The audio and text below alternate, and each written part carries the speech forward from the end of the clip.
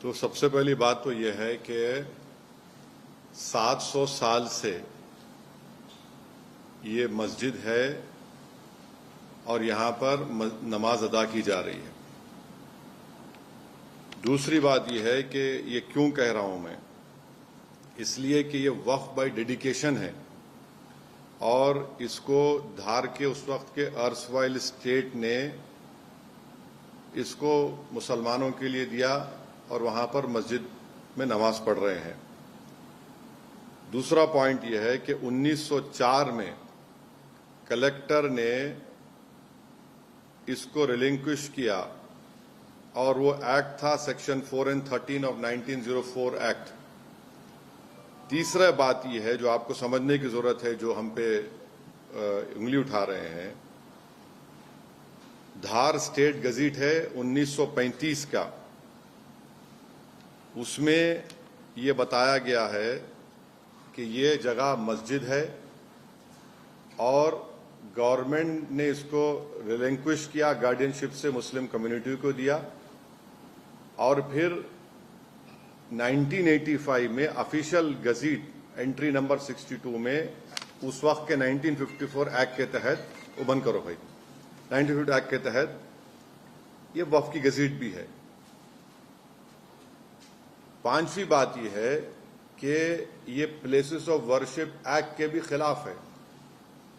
1991 place of worship अब क्या बोलता है सेक्शन 4 उसका, कि जो मस्जिद का, मंदिर का, गुरुद्वारे का या बौद्ध धर्म के जो भी जिस धर्म जो 15 अगस्त 1947 की थी उसको चेंज नहीं किया जा सकता। छठी बात यह है कि एएसआई का कानून है जो ये कहता है कि आप किसी भी प्लेस ऑफ वर्शिप के नेचर और कैरेक्टर को चेंज नहीं कर सकते। अब आप आ जाइए कि अब आपने कहा एएसआई ने 1951 में और 1952 में ये क्लैरिफिकेशन दे चुकी है कि ये मस्जिद है और उस वक्त उन्होंने एएसआई ने रिजेक्ट किया था इसको कि जो वहां पर भोज उत्सव मनाना चाहते थे। 51 और 52 का एएसआई के ऑर्डर है। अब आप आ जाइए कि ये जजमेंट हम इसको एरोनियस क्यों मानते हैं इस जजमेंट को, क्योंकि कोर्ट ने, जैसा मैंने भी कहा, 1935 के धार स्टेट एग्जीक्यूटिव को, स्टेट गजीट को नजरअंदाज कर दिया। 1985 के वक्फ रजिस्ट्रेशन को उन्होंने नजरअंदाज कर दिया और जो प्लेस ऑफ वर्शिप एक्ट है उसको भी उन्होंने नजरअंदाज कर दिया। और साथ ही साथ ये जो आर्गुमेंट है, कोर्ट ने उसको भी कबूल नहीं किया कि 1935 की नोटिफिकेशन को, वो जो लॉ था उस वक्त under article 372 of the constitution of India, ये लॉ था उस वक्त, और उन्होंने सिर्फ उसको बोला कि ये मियर एडमिनिस्ट्रेटिव अरेंजमेंट। ये क्या बात है?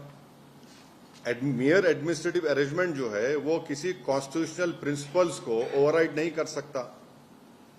और एक और वजह है ये फैसला जो एरोनियस और गलत है, मुस्लिम साइड ने ये आर्ग्यू किया था कि जो पीआईएल दाखिल की गई थी रिट पिटीशन में, उन्होंने डिस्प्यूटेड क्वेश्चन ऑफ फैक्ट उठाए जो आर्टिकल 226 में नहीं लिए जा सकते, क्योंकि एक्स्ट्राऑर्डिनरी जुरिसडिक्शन जो होता है अंडर आर्टिकल 226 में कोर्ट एक ऑर्डर पास नहीं कर सकता डिक्लेरेशन ऑफ पोजेशन और टाइटल के ऊपर।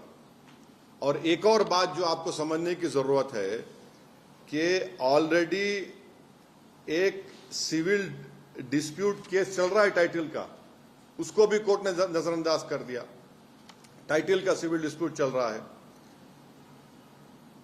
एक और बात आपको समझने की जरूरत है कि कोर्ट ने, जो मैंने कहा, अभी आपने सवाल किया कि ये तो बिल्कुल बाबरी मस्जिद का मामला हो गया जजमेंट का।